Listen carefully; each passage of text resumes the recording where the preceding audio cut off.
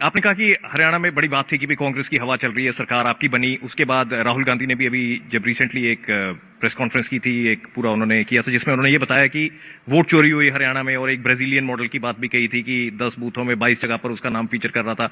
बाद में उस बात में कुछ ज्यादा निकला नहीं। उसको आप कैसे देखते हैं? देखिए, ये जो आरोप आपके ऊपर लगाया गया कि वोट चोरी की, नहीं तो हमारी सरकार तो बनी रही थी, हमारी हवा तो थी, हमारी सरकार बनती, इन्होंने वोट चोरी की। ये लीजिए एग्जांपल, ब्राजीलियन मॉडल और 10 बूथ 22 जगह पर नाम, और फिर वो बात निकली नहीं। ज्योति जी, मैं आपको बताना चाहता हूँ, ये तो मरवाई दिया बेचारा राहुल गांधी, तो फंसा ही दिया इन्होंने। पता नहीं कौन थे नुगड़ का मुद्दे, मेरे को नहीं पता किसने दिया इस नुगड़ का, फंसा दे इसने तो बेचारे नो, इन्हें पता तो लगता नहीं है। इसके हाथ में पहले दे दिया वो संविधान की बुक दे दी, कहा जी मोदी जी अगर बन गए, कहा तीसरी बार संविधान को खतरा हो जाएगा। कौन दे रहा है, मेरी समझ में नहीं लग रही बात। फिर एक और मुद्दा दे दिया, कहा ईवीएम खराब है, कहा ये दे दिया इसके हाथ में, ईवीएम को लेकर के लड़ाई होगी। जहां तो कांग्रेस जीत जा वहां ईवीएम नहीं है, और जहां हार जा वहां ईवीएम है, उसको गाड़ी लग जा देना। लोग देख रहे हैं देश के। और फिर इब्जा नहीं और कुछ मिला, कहा जी वोट चोरी हो गया, कहा ये भी इसके हाथ में पकड़ाई दिया। बताओ इब्जा कौन वो व्यक्ति है, वैसे तो सम्मानित करने लायक जिसे वो मुद्दे बनाए करते। आप बता रहे थे कि आपको पंजाब से काफी लोग मिलने आ रहे हैं, बता रहे हैं कि वहां कई तरीके की दिक्कतें आ रही हैं, आपसे पंजाबी में बात करते होंगे। तो 2 लाइनें आपसे भी सुने कि आपकी पंजाबी कैसी है, टेस्ट करें कि तुसी भी पंजाबी च गल कर लेंदे हो, उन्हां दे नाल तुसी पंजाबी च गल करदे हो। पूरी गल पंजाबी दे विच करदे हैं, क्योंकि साडा, मैं ज्योति जी आप नूं एक गल कहना चाहना है कि साडा 21 सूबा सी, 21 सूबा सीगा, 21 सूबा सी, ਤੁਹਾਡੇ ਵੱਡੇ ਭਰਾ ਹੈਗੇ ਹੋ, ਤੁਸੀਂ ਛੋਟੇ ਭਰਾ 21 सूबा सी ज्योति जी। ਜੀ मैं पंजाब ਦੇ ਲੋਕਾਂ ਨੂੰ ਇੱਕ ਗੱਲ ਕਹਿਣਾ ਹੈ, ਮੈਂ ਉਹਨਾਂ ਨੂੰ ਅੱਜ ਵੀ ਇਹ ਗੱਲ ਕਹਿੰਦਾ, ਮੈਂ ਕਿਹਾ ਤੁਸੀਂ ਅੱਜ ਵੀ ਇਸ ਗੱਲ ਨੂੰ ਵੇਖੀਏ ਕਿ ਅੱਜ ਵੀ ਸਾਡੀ ਘਰ ਦੀ ਛੱਤ ਇੱਕ ਹੀ ਹੈ, ਅੱਜ ਵੀ ਘਰ ਦੀ ਛੱਤ ਇੱਕ ਹੀ ਹੈ, ਅੱਜ भी साडा बेड़ा एक ही है।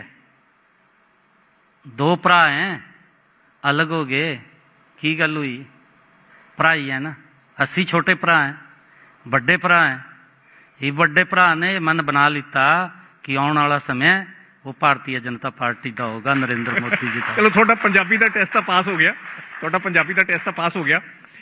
एक और आपका पैरामीटर था जिसके ऊपर आपको जज किया कि आपका पब्लिक के साथ कांटेक्ट कितना है, तो उसके ऊपर बहुत हाई रेटिंग आई आपकी कि पब्लिक के साथ कांटेक्ट बहुत है। जो हमने भी देखा कि आपको मिलने आओ और अगर गलती से आपको बोल दिया कि आपके साथ ही चलते हैं, हम पहुंचते हैं, आप आइए, जब तक आप निकलते हैं वहां इतनी भीड़ लगी होती है, उन्हीं के साथ मिलते मिलते आधा 1 घंटा तो आप और लगाते ही हैं कहीं पर भी पहुंचने से पहले, क्योंकि आपके पास वहां पर लोग बहुत आते हैं।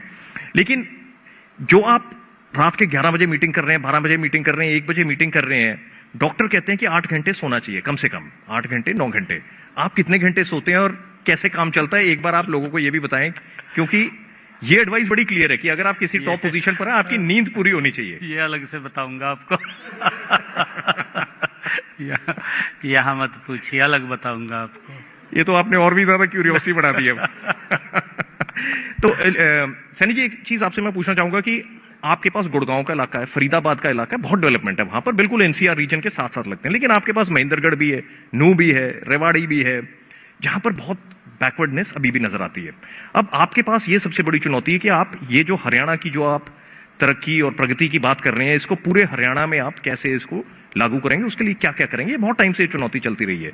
कुरुक्षेत्र करनाल जहां से आप आते हैं, अगर उसकी बात करें तो वहां इरिगेशन बहुत है, फसलें बहुत अच्छी होती हैं, लेकिन कुछ इलाके हरियाणा के ऐसे भी हैं जहां बहुत सूखा है।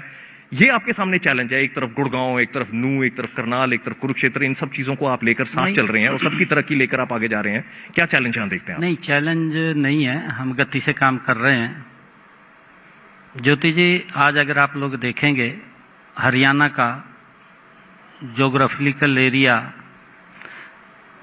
2014 से पहले अगर हरियाणा के एक कोने से दूसरे कोने में जाना होता था तो लगभग 8-10 घंटे लगते थे। जैसे नारनौल से हम चंडीगढ़ आना है, नारनौल से जब चलते थे तो चंडीगढ़ पहुंचने में लगभग 11-12 घंटे लगते थे। सुबह 4 बजे चलना है तो शाम को 5-6 बजे पहुंचते थे।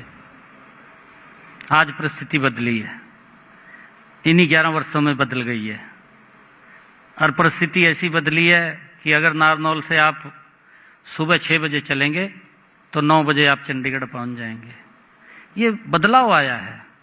पूरे हरियाणा प्रदेश के एक कोने से दूसरे कोने किसी भी साइड जाएंगे, आपको 3.5-4 घंटे मैक्सिमम लगेंगे, इससे ज़्यादा समय नहीं लगेगा। ये बड़ा बदलाव आया है। हमने अपने बजट के अंदर अभी हरियाणा प्रदेश के अंदर एक घोषणा की थी 10 नई IMTs बनाने की, और उन 10 IMTs के अंदर एक हिसार के अंदर गति से हम काम कर रहे हैं, वहाँ IMT बन रही है हमारा। अंबाला के अंदर हम जमीन फाइनल कर चुके हैं, नारायणगढ़ के अंदर हम जमीन फाइनल कर चुके हैं।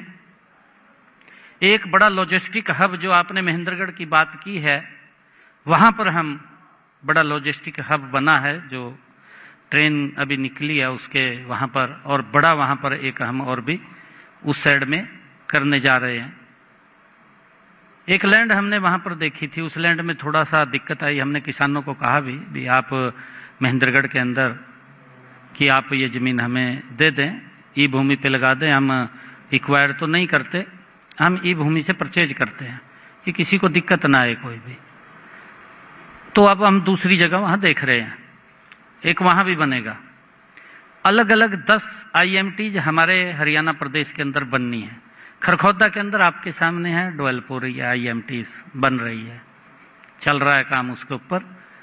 हिसार की बात की है, अंबाला की बात की है, नारायणगढ़ की बात की है, जहाँ पर हम गति से 4 तो ये कर दिए, और भी हम इसके तुरंत बाद जो ही हमारे पास लैंड आएगी तो हम अलग अलग डिस्ट्रिक्ट के अंदर इसको बनाने का काम करेंगे। सैनी जी, हमने अलग से इसके लिए हॉर्टिकल्चर के अंदर भी काम किया है, क्लस्टर्स बनाए हैं हमने किन्नू का जैसे क्लस्टर सिरसा के अंदर है बड़ा, क्योंकि किन्नू की खेती बहुत ज़्यादा वहाँ होती है।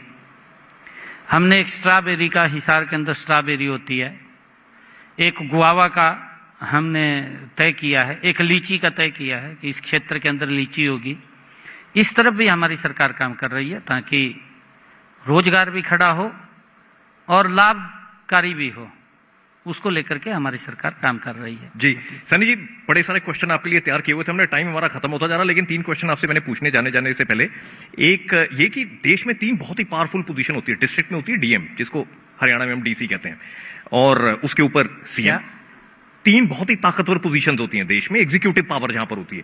DM डिस्ट्रिक्ट में, जिनको DC कहते हैं यहाँ पर, CM स्टेट में, और फिर PM देश में। तो एज CM आज वो ताकत आपके पास है, काम बहुत सारे आपके सामने है, एग्जीक्यूटिव काम जो आपने कराने। आप नींद के बारे में आपने बताया नहीं कि आप कितने घंटे सोते हैं, लेकिन जब इतने सारे काम करने होते हैं, कभी कभी बतौर मुख्यमंत्री आपको फ्रस्ट्रेशन एक होती है कि शायद मेरे लिए 5 साल बहुत कम है, मैं कितना कुछ कर पाऊंगा इस राज्य के लिए। ऐसा कभी आपको महसूस होता है कि बहुत चीजें करने वाली हैं, हो नहीं रही, लोग ठीक तरीके से काम नहीं कर रहे, यहां प्रॉब्लम आ रही है, वहां दिक्कत आ रही है, आप जो करना चाह रहे हैं उस पेस पर आज आपको लग रहा है कि हरियाणा में काम हो रहा है, या आपको लग रहा है कि अभी और पेस हरियाणा में पकड़ने की जरूरत है? नहीं, देखिए ज्योति जी, बहुत सारे काम ऐसे होते हैं जो रूटीन के होते हैं, आज बन गया कल भी आवश्यकता है। जैसे सड़क है, सड़क आज हमने बनाई, बनेगी, टूटेगी तो बनेगी। ये रूटीन के कई काम ऐसे होते हैं, बहुत सारे काम हैं। कहीं पीने के पानी का नलकूप लगा है, खराब हो गया, लगेगा, वो रूटीन वर्क है, चलता रहता है। कुछ काम होते हैं स्थायी होते हैं, लंबे समय के, जैसे मैंने इंडस्ट्री की बात करी, इंडस्ट्री आए, रोजगार के साधन खड़े होंगे। हमने अभी अपने बजट के अंदर एक बात कही थी कि हम AI बेस्ड 2 हब बनाएंगे हरियाणा के अंदर, एक गुरुग्राम को, एक पंचकुला को, और इसके ऊपर गति से काम कर रहे हैं हम।